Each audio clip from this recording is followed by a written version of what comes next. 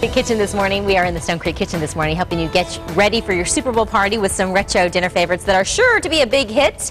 You know why? Because they have bacon and cheese in them. And we have Christopher Costantino from Costantino's Kitchen showing us how to do it. We're starting with, frankly, something that is delish. It's basically kind of like a stuffed potato. Right. Potato croquettes. Only bite size for this big party. Not to be confused with the stuff you do in the backyard. Right, exactly. Right. All right. Well, here's some primary ingredients. Let's get right into it, and then we'll find out a little bit about kind of what makes this one, you know, a standout. I got started with a couple of baked potatoes that I've mashed up very well. We're going to add my favorite sharp cheddar cheese. Yeah, I like the sharp stuff too. Sometimes I like it with a little bite too, like a jack. You could do jack in this. That would be very good. Good, huh? A little bit of pepper jack. You're feeling me, aren't you? Yeah, definitely.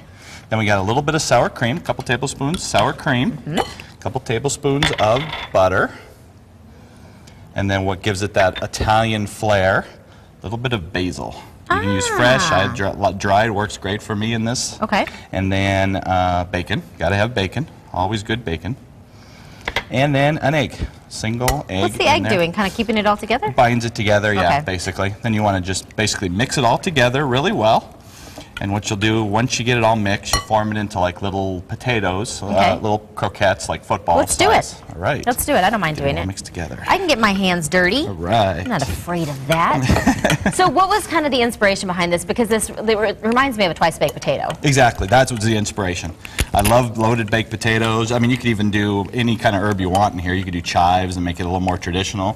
But I like basil because I'm Italian. So where did you learn really kind of your love for, or develop your love for cooking, and where did you learn some of the basics of cooking? Well, I went to culinary school, but prior to that, my grandmas, both of my grandmas, That's where I was both going. sides of the family are excellent cooks. So you were in the kitchen with them growing up, and you saw. Did you know instantly, like when you were younger, like I just love being in there, or was it something that you kind of thought, I like food, I like being creative, I like mixing flavor? Like, where did that come from? Pretty much, yeah. I mean, it's basically, I just love to cook, love to eat, obviously, and it's just no crime in that. Exactly. It's just I always enjoyed it, thought it was really fun, and kind of had a knack for it. All right, so we're going to make these into almost like footballs, you said, right? Right, exactly. You're using a Silpat mat, and you like to use that. Why? Because it's easier to clean up, for one, and keeps them from sticking. Is that too Actually, big? we're going to roll it in panko breadcrumbs first. Oh, of course we are. Okay, yeah, that's... Hack it on.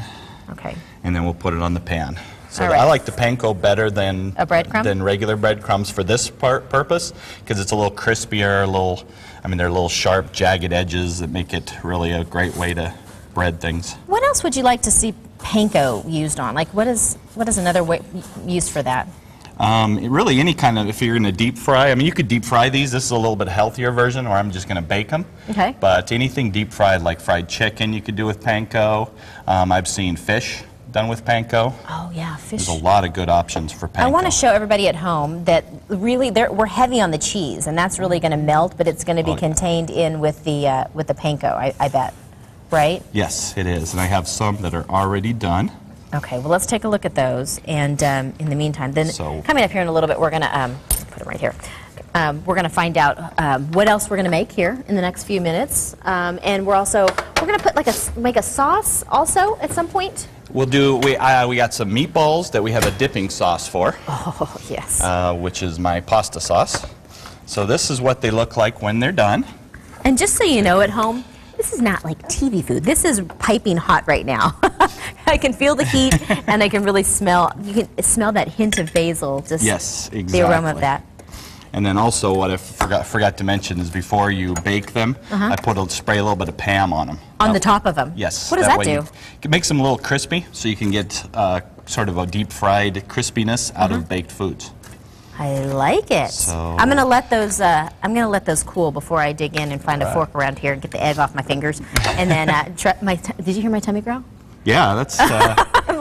And I wish I was early in the morning. I'm hungry too. I wish I was joking. I missed out on breakfast, so it looks like it is potato croquettes for me. That's right. All right, Chris, stick around because we're going to do the meatballs with him with his Costantino's dipping sauce and the tomato basil dipping sauce.